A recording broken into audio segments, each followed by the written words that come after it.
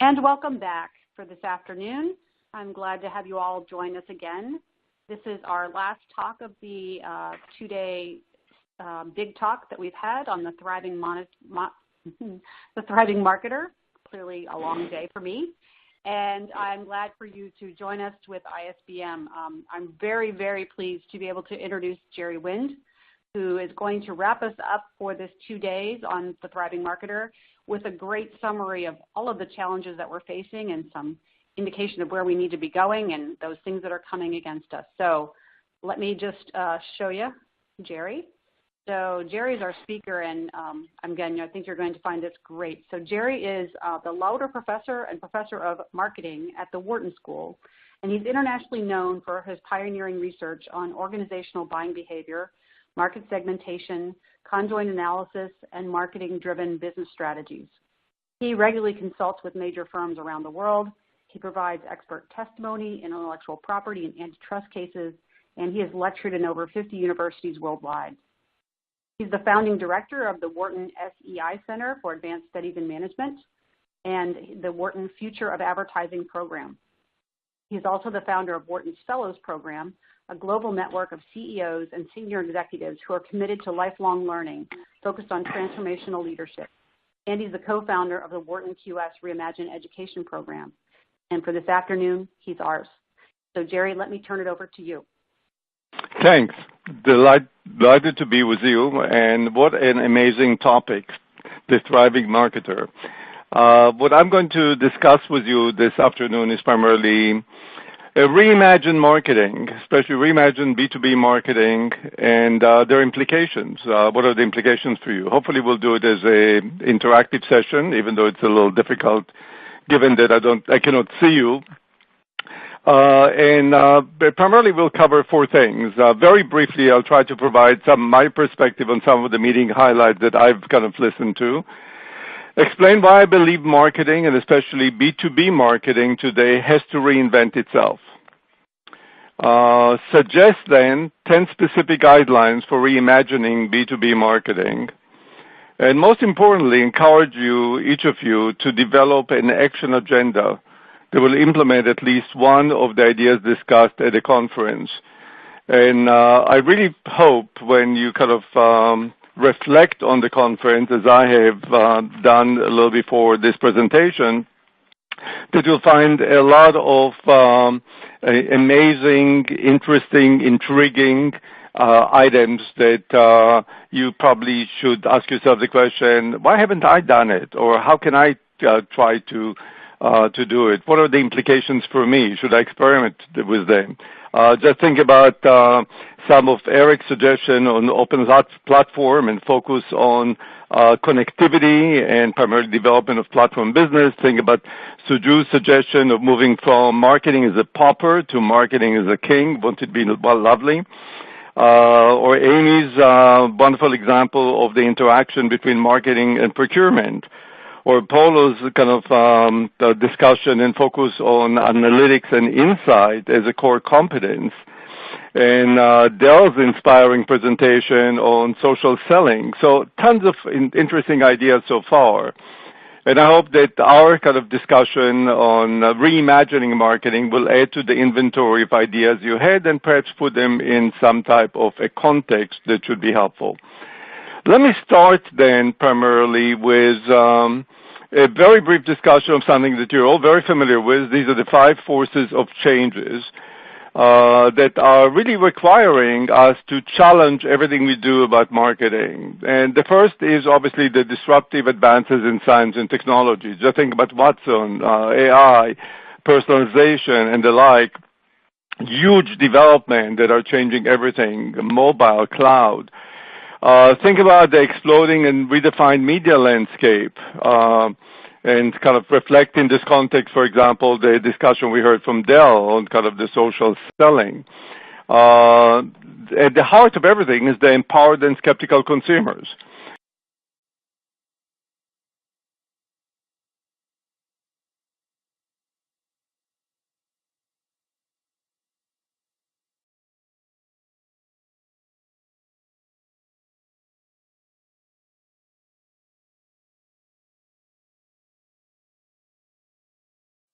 And we know that consumers are increasingly empowered and increasingly skeptical. They don't trust businesses. Thanks God for politicians. They're the only group with lower level of trust and confidence than business. The consumers are actually utilizing very effectively the huge advances in technology and in science and become by far more informed. So it's a huge change that we have to take into account. And even though we're talking here about empowering skeptical consumers, the same applies to the B2B buyers. And the buying center, if you talk about the concept of the buying center, you're dealing now with multiple individuals involved, each one of them empowered and skeptical.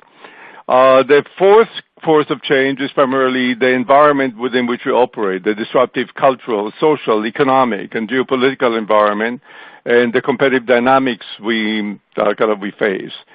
And the fifth one is really the response of businesses to these interrelated changes by coming up and developing new business and revenue models. And the discussion that Eric had in the conference on, for example, platform businesses, network businesses is kind of a good example. Just think about to what extent Uber, Airbnb, and like are revolutionizing whole sets of industries, and what are the implications to your industry? Are you going to be Uberized?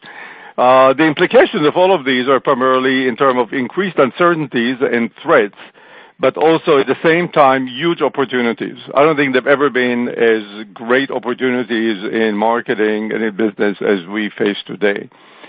And these are kind of the interrelated forces that, in my view, basically require fundamental rethinking of marketing. So if you can take kind of a second as we proceed to try to answer the question, what are the implications we just discussed to marketing and B2B marketing as you see them? If you can submit your entry here would be great, and let me continue then with primarily with kind of my interpretation of the implication which we just saw.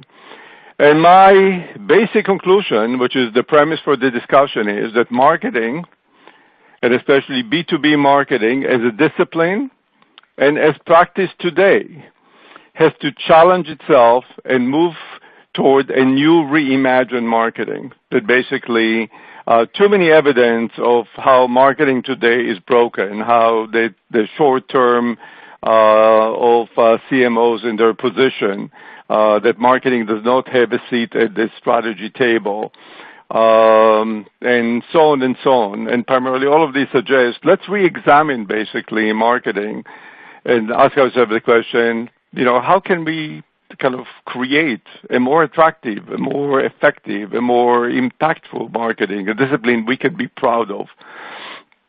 And the second premise that I have, which is primarily on the constructive side, is that despite all the problems that we have as a discipline, marketing is the potential and intellectual horsepower to address the force of change and lead the needed reinvention of the discipline, and as such, lead the needed change in management theory, practice, education, and most importantly, in our lives.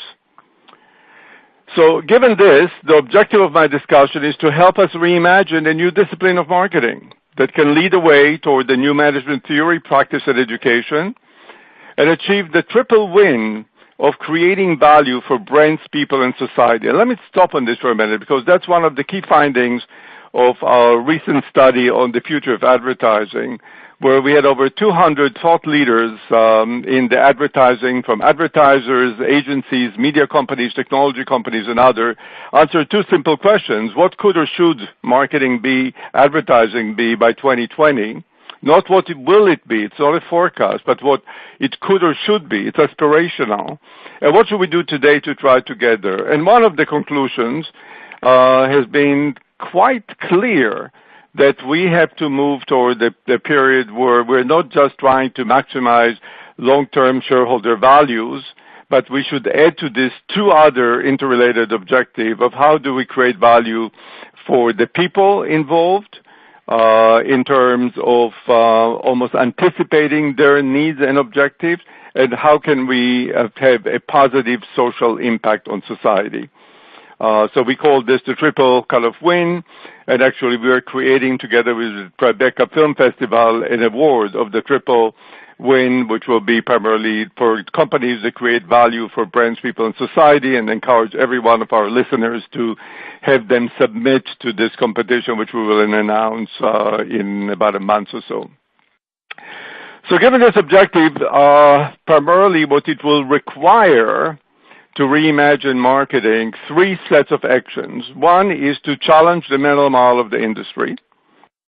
So all of you online who are the practitioners, challenge your mental models. And primarily we found in a lot of our research over the years that the major obstacles to effective transformation typically are the mental models of the managers and not necessarily technology or money. Second, I think we have to challenge the mental models of the academics. So the academics among us here, let's re-examine our current mental models.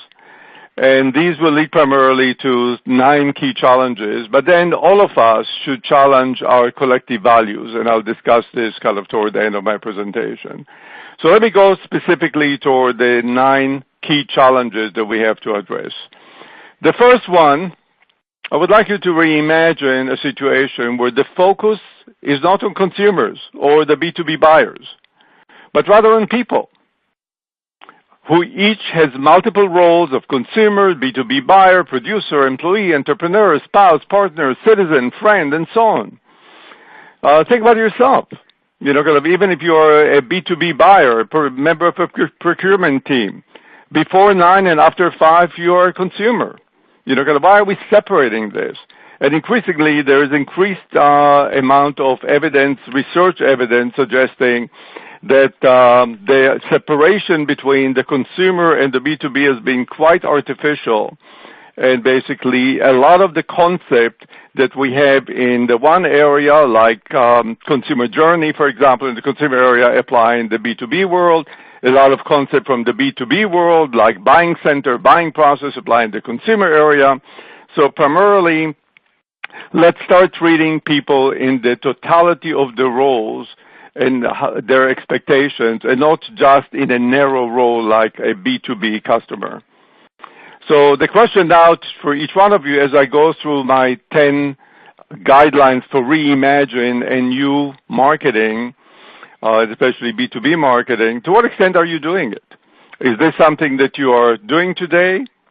Is this something you should consider doing? So how many of you are doing this today? If you can respond yes or no and submit it, we'll be able to see in a minute the responses. Hopefully the poll is working. What's the definition of this? How many of you are you doing primarily reimagining the shift from just focusing on the B2B buyer, the consumer, to focus on people, you know, kind of in the much broader role of all their lives, expectations, and the like? Okay, great. Looks like it's up and people have, so you can. Are we getting any responses? Yes. Go ahead. You can click and see what you get. Okay. Well, 50-50. Well, those of you who are in the green here, which is the no, make a note on this and ask yourself the question, should you challenge the way you're currently doing it? Should you start exploring a broader definition of the people you're trying to understand their needs and deal with? When we talk about consumer-centric, to what extent can we be people-centric? And actually, another kind of nice feature of this switch is recognizing the importance of the employees, because the employees are probably the best ambassadors a company can have. So you may want later on to kind of indicate those of you who said no, why you are not, but let me try to proceed without waiting for this and move to Reimagine 2. So the second area I would like you to reimagine is to think about primarily the 3 sub-disciplines of marketing: marketing science, consumer behavior, and marketing strategy. And unfortunately, these have been like distinct silos within the discipline. In PhD programs, people typically come for either they want to be on the quantitative side, the marketing science, or they want to be the consumer behavior. Few places still may have some who come for the marketing strategy area. But the reality is what we really need is we need all three to work together to try to solve real-world problems.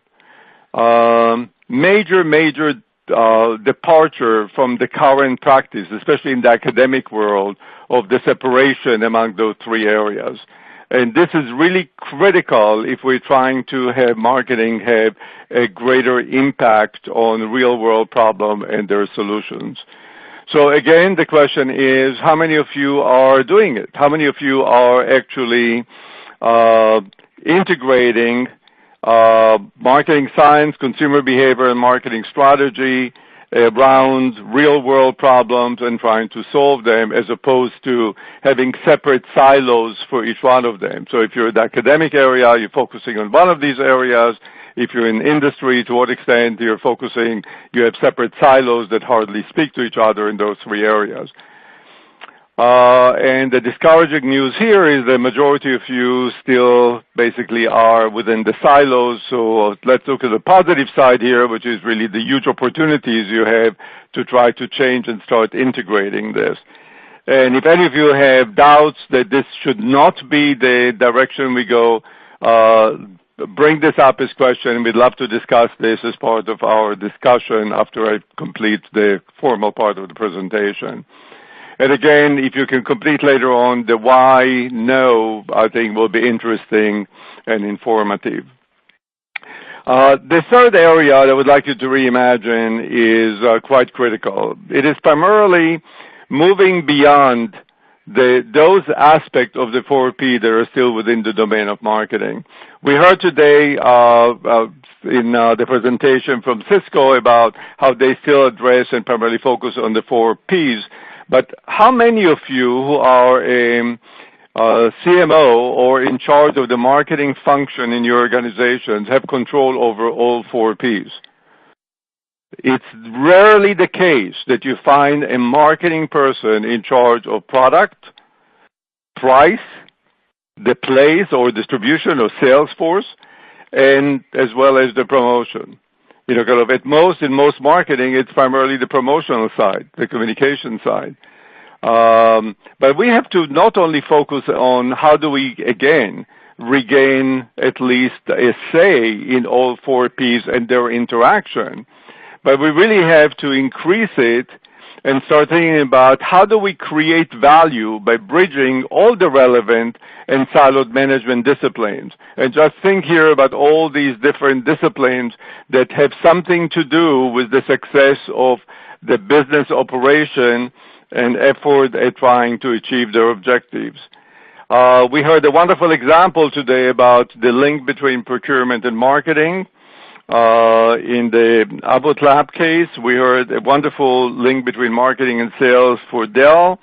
But look at the opportunity of marketing having a lead role in integrating all of the different functions in addressing the consumer needs and achieving the triple win we talked about, which is creating value for the brand, the consumer, and society. And it's not enough to focus only on the management disciplines, which are in the circles.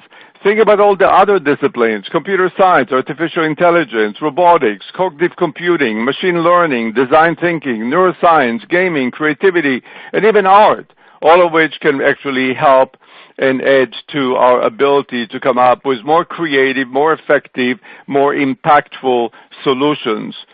And again, in this area, let's ask you a question: to what extent are you trying to bridge all these silos and come up with an integrated solution that reflects the needs of and expertise of the other functions and disciplines? And if we look at the results so far, that's encouraging results. That's very encouraging. Most of you are doing it. And hopefully you're doing it in all three areas, not only the 4Ps, but also with the other management functions and also with some of the emerging other disciplines that have enormous implications to marketing. Just think about how will marketing look if every consumer, every one of your buyers have access to Watson. Just think about your kind of primarily your offering, the type of content creation that we heard about earlier today that will be required to try to influence and help and provide value to customers who have access to Watson or other AI kind of support system. When we move to the fourth area, I would like you to reimagine here the following situation. That marketing doesn't just communicate with the consumer with respect to the sales force and traditional media, but really focus on all touch points. This is, again, one of the major findings of our Beyond Advertising product, the Future of Advertising product that was published under the book titled Beyond Advertising, that consumers value, at least as much as media, the other touch points with the brand. The touch points of a product design, package design, store design, call center interaction, the social media interaction that they have. All of these are at least as important as traditional media. And what I would like you to imagine is that marketing takes the lead in designing, orchestrating, and delivery of all the brand touch points with consumers, B2B buyers, and influencers. And if you listen to Eric's presentation yesterday, when he was talking about platform business, primarily it is increasingly a platform that requires the creation of a network orchestration. When we think about all these touch points, let's make sure that we're taking into account both the human and non-human touch points, and increasingly we now get communication from robots and the like, the non-human part. Think about the different level of personalization of each one of these touch points. Think about all levels of automation that we're getting from these touch points.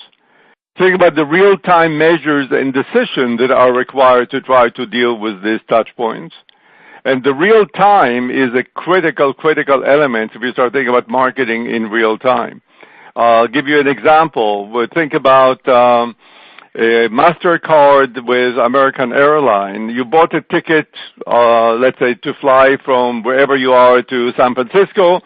MasterCard knows based on your past purchase behavior that you like opera and you like art museums and Chinese food. So as soon as you finish ordering your ticket, they give you a special offer. They say, I can get you the best tickets in the house for an opera on that day. I can, here's an interesting show at the museum, and there's a new Chinese restaurant. Imagine this level of personalized approach in real time. Imagine this in a B2B context.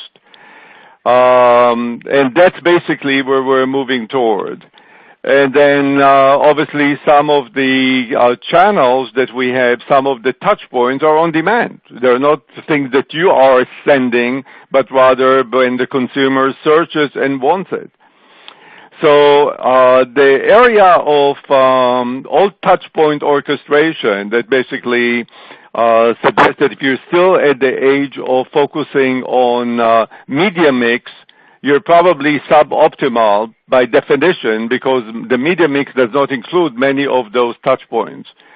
So think about all touch points that your customers may want to have, and to what extent are you really orchestrating and creating portfolios of these touch points as opposed to still relying on the traditional media mix and sales force.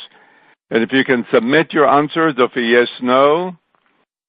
So in this case, about a third of you are moving in this direction, which is really encouraging, but I really would like to encourage the 2/3 of you who don't do it to start thinking seriously about shifting your thinking and mental model toward how do we create a portfolio of touch points which will address the customer needs, your consumers, your B2B customer and their buying center whenever they need the information in what form they need it, and wherever they want it. And again, at your convenience later on, if you can basically indicate why no, if you kind of voted no, and then at least will be the initial insight as to how you can try to change. Reimagine 5 is another critical area, and it primarily relates on the fact that a lot of the academic researchers are kind of working in isolation from the reality of business, what's happening in business. The organization that sponsors this event is really an unusual one. They and the Marketing Science Institute are among the more unique and special organizations that support close collaboration between industry and academia, and it's a delight to be basically part of this conference that brings the two together.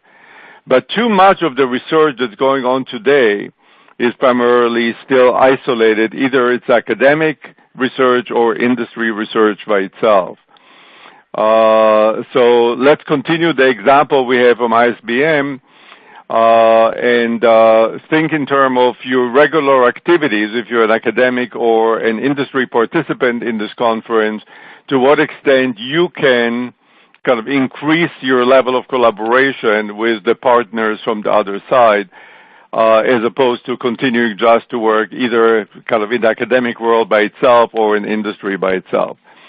And how many of you are actually doing it?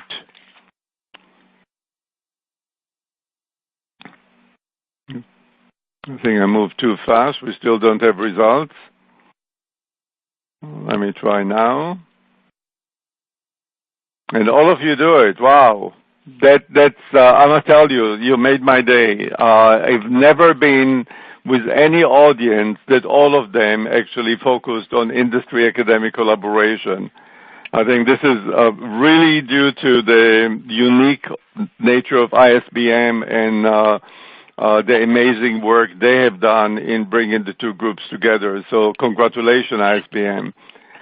The Reimagine 6 is going back to the point we started earlier, which is how do we primarily focus on the triple bottom line of maximizing long-term value to shareholders, meeting the evolving objectives of our customers in their multiple roles, and addressing the needs of society.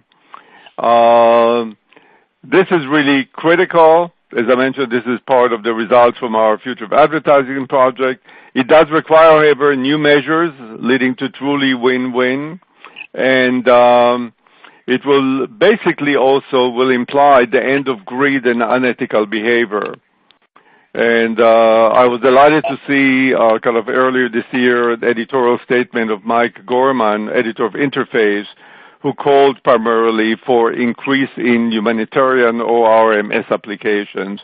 So I think the more we will kind of actually see this triple bottom line as opposed to focusing only on the traditional measures of sales, profit, maximizing shareholder value, even in the long run, I think the better off we'll be. So how many of you are actually using new measures that allow you to address the triple bottom line?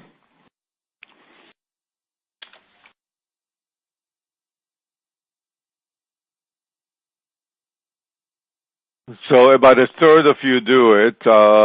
That's encouraging. I definitely encourage you to apply to the Wharton Tribeca Film Festival kind of triple win award. So stay tuned to our kind of announcement of this. But those of you who don't, seriously challenge your current mental model and ask the question, kind of how can you start incorporating in what you do explicit measures and therefore actions that will address consumer needs as well as society's needs. And if we move to the seventh kind of reimagined area, it will be primarily kind of the perception of the consumers and the B2B buyers. And how can we move away from thinking about them as passive targets, and instead of this, thinking about them as active participants and ideally partners in the creation of value for all? So how can we basically start thinking about using a mental model that encourages the collaboration with customers in the design of design of product and services. This goes back to some of the early work of Eric Van Hippel and some work we have done at Wharton at about the same time on the importance of getting basically buyers to collaborate with you on the development of new product and services. In today's environment where it's not only products, but people are really looking for products, services, and experiences, and increasingly toward personalized solutions, I think it's becoming even more critical to try to engage the customers as co-creators with you. So a very, very important philosophical direction here, and as opposed to looking at consumer as a target. So if we're really trying to become a customer-centric organization, let's make sure that it's not just using passive marketing research to find out what they want, but actually engaging them as partners in the creation of value and the delivery of the product and services we want to. So how many of you are actually doing it? How many of you are actually looking at the customers as partners in a co-creation effort, as opposed to looking at them as kind of a passive target out there that we occasionally may get some information from them, but primarily they're the target of our sales effort? That's another kind of encouraging result. Whoever organized this conference really deserve big congratulations. You selected a very sophisticated group of people who are really doing a lot of the things right. That's incredibly encouraging that almost 90% of you are doing it. The eighth area... They're really self-selected, right, Jerry? I mean, we invite them to come, but if they come, then we know they're the ones, right? Yeah, absolutely. That's great. You really deserve both congratulations to you, the organizers, and to the audience. That's really encouraging. The eighth area is a little more complex, but the idea here is really to think about the outcome of our insights, conceptual methodological research, and empirical generalizations. And empirical generalizations is really an important concept. It basically says, don't focus only on a single study, but look at all the studies that have been done in a given area and ask the question, what can we learn across all these studies? What empirical generalizations can we draw? The methodology for this is typically meta-analysis, but the idea is whatever we do, all the insights, and we heard a lot in some of the presentation the last 2 days about insights, and whatever conceptual methodological research we're doing and those meta-analysis, whatever we get from there, let's take all these output and then input this into primarily compelling and creative decisions and stories. And I'm emphasizing not only the decisions, but also the stories, because you'll be by far more effective in delivering and influencing those who have to implement the stories, or even eventually the customers, if there was a story behind it. And then take this, but start incorporating this as part of experiments, because the only way in which you can really learn and know what works and doesn't work is through experimentation.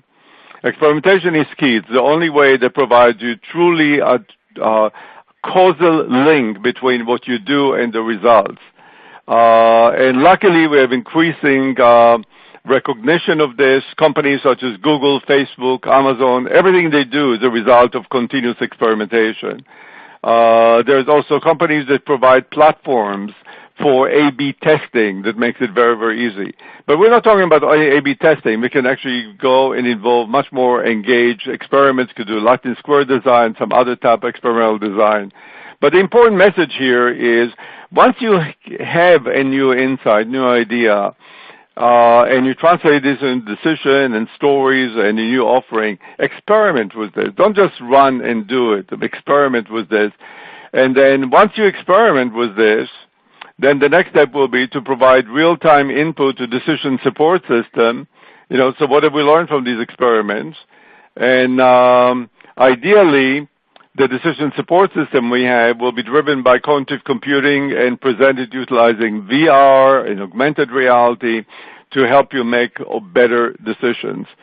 So primarily, we're talking here about a system that allows us to integrate all the information we get, all the insights we get from many, many approaches, including some of the methods we heard today from the Cisco's using in the analytical side and others, and some of the work that ISBM has done, but taking them on the road through experimentation to kind of continue a system of continuous improvement and decision.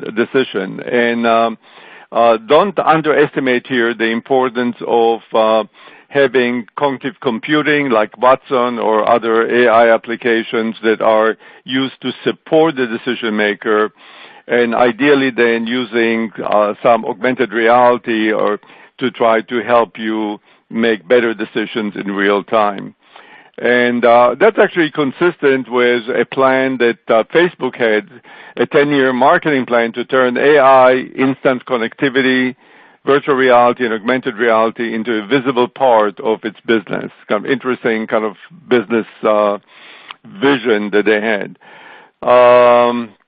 So when you reflect on this whole process and system and kind of a new way of looking at the decision process, how many of you are doing it, or at least part of it, and kind of with the idea of this is the architecture of decision making that you would like to have in your organization? Well, here we have a long way to go. But the good news about this is that all the technology is already here. You know, yeah, Wharton in every pocket, basically in every smartphone, is probably 2-3 years away from here, but it's already available. Companies are using it today, and to the extent that you buy the concept underlying this, the technologies and the expertise are there that you can actually start applying it. The ninth area moves from the kind of the somewhat focus on a machine-man interaction, which was in guideline 8, to the talent, the people involved here. And here, it's really key that we can attract and retain not only as employees, but as employees, partners, open innovators, and faculty, all the needed creative, analytic, and strategic talent from all disciplines. And 2 points I would like to make here, which are really kind of really critical. I would like to highlight them. One is, I'm a great believer in open innovation. And just think about few facts behind it. Think about, let's say you want to develop some software. The odds are that you'll be able to get software developers probably with average talent, average quality, average output. Because the real super programmers don't want to work for companies. There are about increasing number of people who don't want to work for large companies. The estimate is about a third, 1 out of every 3 people don't want to work for a company. Some of them because they might have been fired, but the fact is about 1 out of 3 don't want to work for companies. 2, those who want to work for companies want either to work for the glamour companies, the Google, the Facebook, the Amazon, the Microsoft, the IBM, some of those really kind of exciting companies that are changing the world, or they want to work independent. So think about a company such as Topcoder. Topcoder has about over 1 million coders, and they're typically, the distribution, if you think about the normal distribution of talent among programmers, they'll be typically at about the high end of the distribution. If you think about the difference in productivity between an average programmer and the top programmer, the difference is estimated at about 10x. 10x. The difference in salary typically between them, if you can get a top coder to work for you, is typically about 2x. But the reality is you probably cannot find the real talent top coder would not want to work for your organization. So think about the benefit of going outside, open innovation, as opposed to trying to do it inside. You can get the top coders, but you cannot do it, and you're paying only for the output. You're paying only for what works. You don't have to pay for everything else they do and all the mistakes they do. And some of the examples of companies that went created competitions like the X Prize and others, if you add together all the amount of effort and time and cost that all the competitors for a given prize spent, it typically can range all the way from 10 to 50x of the amount of the prize. So it's almost a no-brainer to try to say, I don't want to develop everything internally, but I want to rely heavily on open innovation. So that's one important point. So the idea will be for you, if you're running, let's say, an R&D operation, don't try to take all your budget on hiring people. Hire some of the people to have internal roles, especially as designers, as in integrators, but assign a lot of the activities to open innovation that is by far more effective. So open innovation is a major, major new business model of enormous implication. The second thing I want to emphasize here is the last sentence, which is to hire talent from all disciplines.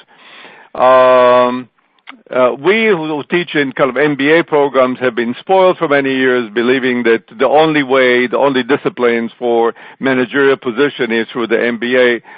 This is not the reality anymore. Increasingly, companies are hiring people from all disciplines, including some of the soft disciplines, musicians, writers, other creative talent. People with art history background, archaeology background, and others.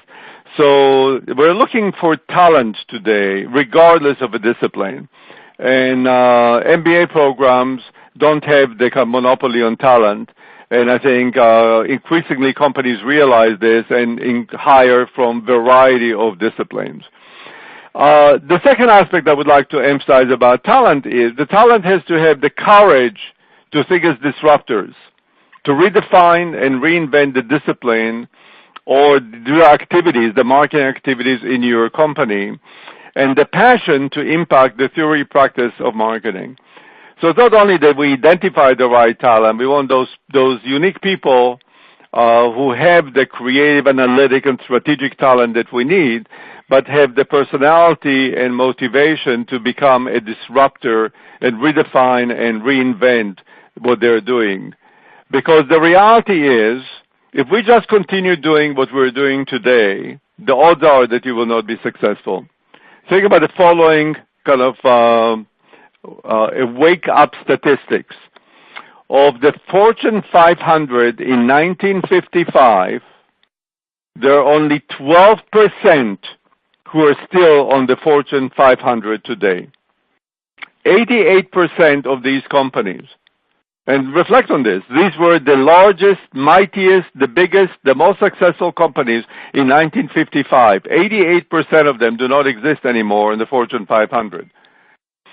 It is the age of the disruptors. Look at the enormous power of the Google, the Facebook, the Amazon, the Microsoft, these companies and the Apple, the enormous resources they have as opposed to kind of the legacy companies. So it's really important that we basically realize that the status quo cannot continue. Fundamentally, every company that just continue doing what they have been doing is not likely to be able to address the dramatic exponential changes in the business environment. If you go back to our first point of the business environment and the enormous changes of the force of change and the exponential change that we see and the interrelation among them and the magnitude of change and the speed of change, you realize you have to change, and you need the talent, basically, and the people who will have the courage to do it. So going back to our talent, our ninth item, how many of you believe that you are doing it, that you are engaged in open innovation, you're selecting the right type of talent, you recruit from all disciplines? And about half of you. So again, half of you, congratulations. Half of you, you have a real challenge in front of you. So if we look now at all these 9 areas, imagine how these interdependent changes, and remember, I talked about 9 discrete items, but they're all interrelated, how they can change the nature, scope, and impact on marketing. So just to refresh your memory, here are those 9 force of change. And reflect on this for a minute in terms of, so what are the implications of this? I'm not going to ask you to answer the question right now. I want to cover one other point because I believe that those 9 things, even though they're extremely important in reimagining marketing, it's not enough. And I would like to suggest a 10th one. And then we'll have a little kind of exercise and time for you to write down and ideally share with us even some of your thoughts into what are the implications and what should you do as a result of these 10 kind of guidelines. So what I'm saying is not enough is because, let me skip this question here. We have to address the threats to our fundamental values. And especially those of us who are in the U.S., in some other countries too, face recently a huge threat to our fundamental values of freedom of the press, independent judiciary, human rights, support of the arts, support of freedom, freedom to marry, gay rights, healthcare for all, free trade. These are major threats that we see today to our values of a civic society, and threat that government wants to stop support of science, which is a huge implication long term. And I think it would be really wonderful if in our Reimagine marketing took the lead role in preserving and enhancing the values of a civic society, as opposed to just sitting on the sideline and saying, well, it's beyond us. We don't have to worry about this. I think marketing, especially in the role of linking between the organization and its stakeholders, can really do it in a very effective way. So the challenge, as I see it for us as individuals, businesses, organizations, and others, and the discipline is to challenge the current mental models of marketing and start experimenting with new dimensions of reimagined marketing, the 10 area we just discussed. And my belief is that if we'll start experimenting with these areas, we'll be able to lead to a more impactful and respectful discipline. Some of you may remember a few years ago, actually it was a lot of years ago, there was an article in one of the marketing journals that talked about, will I let my daughter marry a marketing man? And the implication obviously was that you don't want it to happen. But I think marketing can be an amazing discipline with amazing impact, a discipline that we're all proud of and our position there. So what I would like to do now is open it to questions, but to keep open here the slide of action plan. And while you're listening to the questions, let's take a few minutes and ask the question, what should we do as a result of what we just discussed here? Can we develop an individual action plan and ideally design an experiment to move us toward the reimagined marketing? So to refresh your memory, I'm putting back on the slide the 10 guidelines that I have and open it to questions, but would love to hear from you if we can structure the time in such a way that we have the last 5 minutes or so, we can hear from you what actions or specifically what specific experiments would you like to run to try to address some or any number of combination of these 10 reimagined area. Because I believe that only through experimentation with these areas we'll be able to move marketing forward, have a bigger impact on the business strategy and results, be truly the engine for growth for companies, and allow us to achieve the triple bottom line, which is creating value for the brands, value to consumers, and value to society. So let me stop here and answer any questions you have. But please, every one of you, look seriously and reflect on the 10 points we discussed. Reflect also on the other material that we heard through the conference, because a lot of them touched on various aspects of my 10 reimagined items. And then would love to hear from you, your suggestion as to what can you do as specific experiments moving forward. Great, Jerry. That's really great. I'm going to encourage everybody to think and challenge a few of you to share your thoughts, because what a great opportunity this is to work through it with Jerry on his thinking. While they're creating these questions, Jerry, we had a question that came up kind of in the middle there when you were talking about those companies that are no longer on the Fortune 500 list. So there's a few. There's 12% that are still there. Can you give us an idea of who's still there? Who's managed to live that long? Well, GE is one, IBM is one. There are a few, some of the pharmaceutical companies, the large ones. I don't have the list in front of me here. It's easily available on Google. But you notice, if you look at IBM, for example, how continuously they're trying to change themselves. Look at GE, how they're continuously changing. They just moved headquarters to Boston.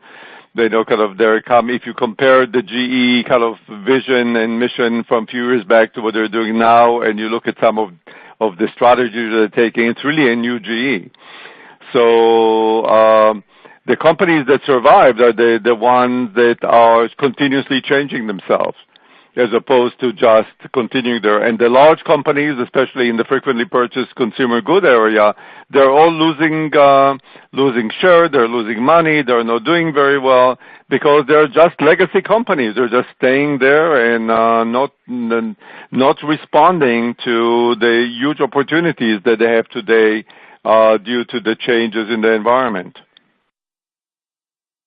I think it is very challenging these days to really figure out where to focus, right? So there are so many things coming at you that I think in some cases it's almost paralyzing. I think that what you reflect with some of these is that they pick something and go for it, right?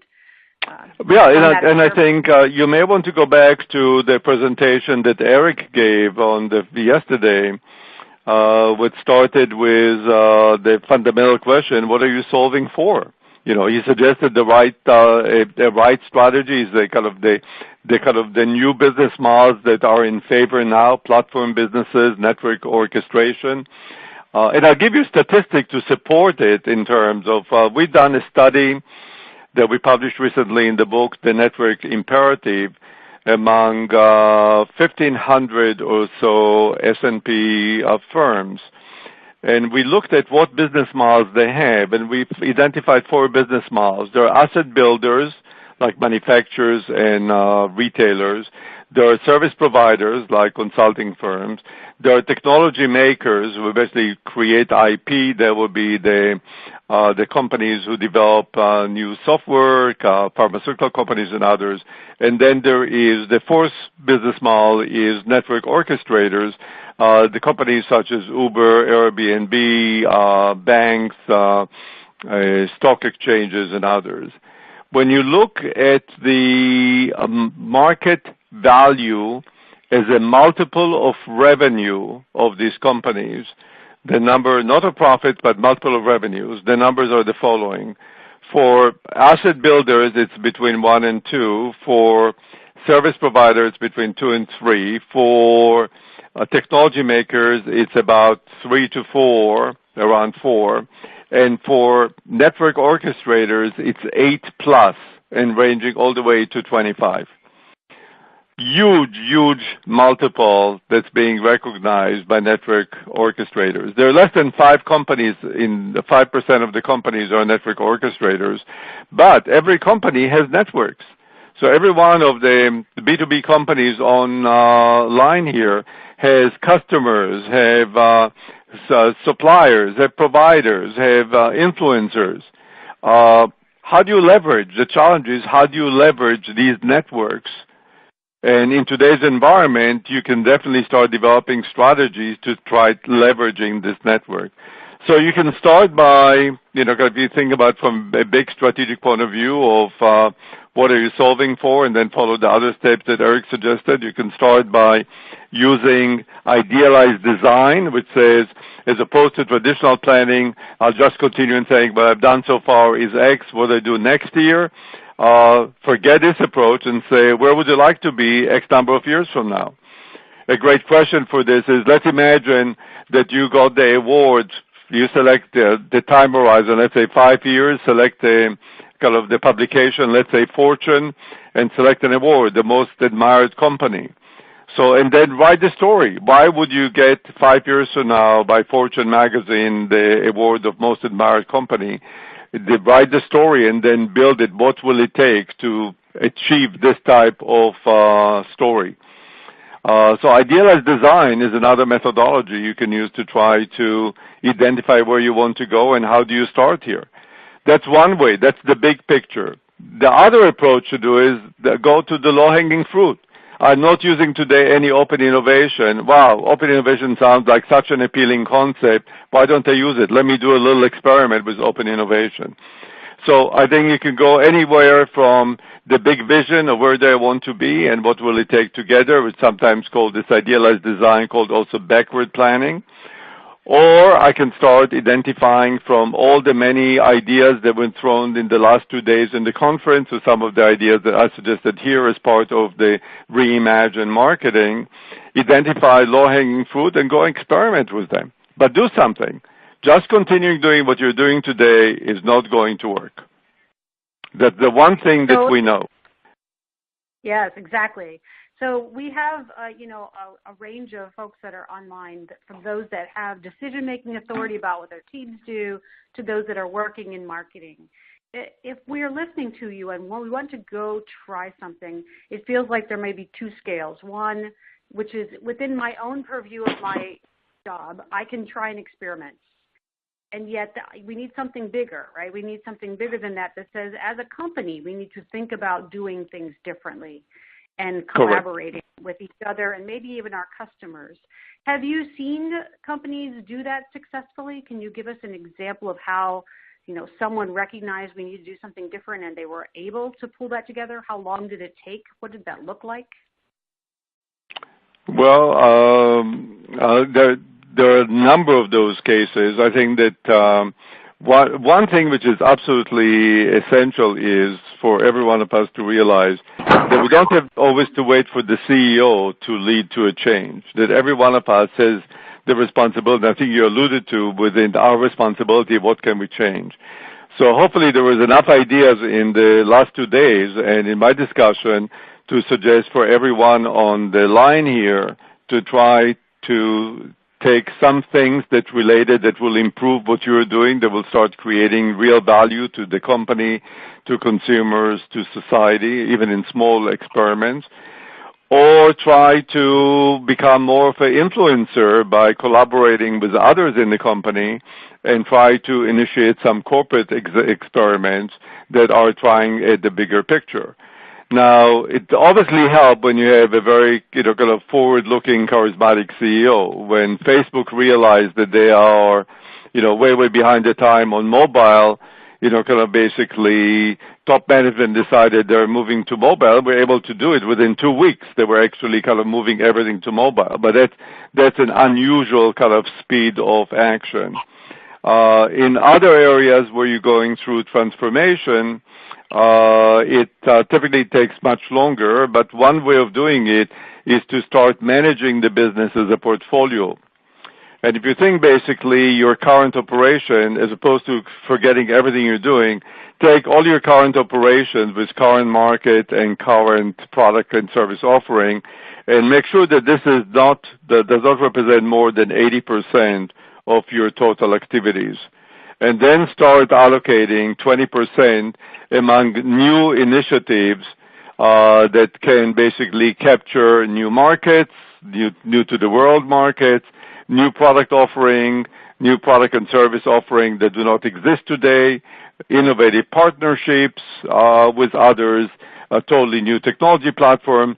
So make sure that you're allowing yourself to be you don't throw away everything you're doing today, but you're saying, what I'm doing today can provide the foundation and the cash for experimenting with some other stuff, but let's make sure that we're allocating enough resources to experiment with some of the new areas that are likely to basically be our salvation in the future, because things are changing so fast and we cannot just continue doing what we're doing today. I think looking at the examples such as what GE is doing is quite amazing. Look what companies, a lot of the disruptors are doing. And disruptors almost in every industry today, and typically disruptors are not from the legacy companies. The disruptors are typically from outside the industry. Great. We had a question come in that I think, many of us are looking for ways to convince our management that it's possible. So can we have some examples that say, look, they did it, so we could too. Do you have some examples of companies or organizations that really do have this act together in terms of all 10 of these items? Is that the GEs of the world with their sustainability, or is it something more? The GE is aspiring to some of this. I'm not sure they're doing all 10. I think that we have a number of examples. If you're interested in some examples of in many of these areas, you may want to look at the book we published, Beyond Advertising, which is basically reflects the results of our future of advertising research with the input from over 200 thought leaders. You can look some example in the network area to the other book we published on the network imperatives. These are two most recent books. But I think if you just follow Fast Company and Wired, you constantly will find examples there for companies who are doing some of these things. And actually, it would be interesting to find out from our audience how many of them are even subscribing to Fast Company and Wire. They're the one who typically highlight some of the newer development and might give people some ideas. And the other big area is that every one of you can actually do relatively easy is if you're trying to convince your management, convince them to do a little experiment. Don't commit the whole thing. Let's identify one critical area. If you want the one I mentioned before, it can be the open innovation. It's collaborating with customers on developing new product offering. You decide where the sweet spot in your own operation and start experimenting. The other thing you can do is you can start some accelerators. Accelerators are amazing in the fact that by having focused attention within 3 months, you can take a concept and almost create a product offering that has some market acceptance, and you can move forward. And a lot of the, let's say, high-tech companies that have R&D operations in Israel, like Facebook, Google, IBM, and others, all of them are trying to create and are creating internal accelerators. So they announce an accelerator in a given area. So that's a domain of interest, let's say mobile payment or security or a given area of interest to them. And by announcing it, they are attracting all the new startups who are working in the area. So they are getting free information on who else is working in this domain. They can select the best ones, the 8, 9, 10 of them that are the most advanced and most consistent with what the company wants to do, and they invite them to be part of an accelerator. They can send one of their own team to this, and suddenly, voila, they have within 3 months, they have 10 companies or new offering to try to choose from. So that's why one of the reasons I said before, there never before been such great time for experimentation and opportunities in the marketing area as today. And so what you have to do is, if you're trying to convince your top management, primarily identify areas of experimentation, do a little research in terms of finding out who else is doing similar things to this, and experiment. Every company is different. The conditions are different. So there's nothing like experimentation. It's a culture of experimentation. Fabulous, fabulous. Well, we have come to the end of our time, and I really, really appreciate how much you've shared with us and your attentiveness to drawing back on all of the other presentations we had today. Barry, this was great, and I'll remind everyone that, of course, this is recorded. You can come back to this because there is such a wealth of information here. So I'm looking forward maybe to even asking some questions in our next meeting on what people might have chosen to do based on what you've shared with them today. So that is great. So let me thank you again. Would love to hear from anyone in terms of what action plan they're planning to do, and then if they're doing it, to share with us the results. I think this would be terrific. And I was serious with my call for asking people to, if they are following the triple bottom line, to try to apply for the Wharton Tribeca Film Festival. Wonderful, wonderful. All right, we'll make sure that we gather that information and we'll send that out to the membership. Thank you. Thanks. Okay, so thank you so much. Thank you again, Jerry. Yes, very much, and thank you. And thank you, audience, for attending for the full day. I'll remind you one more time that all of the links that you have are still active. They're all recorded. So if there's something you'd like to go back and revisit, it's still available to you. I'm not sure exactly how long that will be live, but I will say that if it disappears from view, you can find it in B2B Pulse, and we'll be happy to get you there if you need to do that. I hope that you all found this valuable and an alternative way to take in this information. We do appreciate tremendously all of your feedback so far, and you'll be getting a couple more surveys from us. Please do share honestly what you're thinking. We'd like the membership to get the most out of what we can deliver and how we deliver it. So I think what we have learned so far from your input is that we want to try and combine the best of these both worlds of being physically together as well as recording and providing other ways for people to provide input or see what we're doing. So we're taking all that with us, and anything more you tell us. If you have any other questions, please contact us at isbm.org, and I hope you all have a great afternoon. Thank you so much.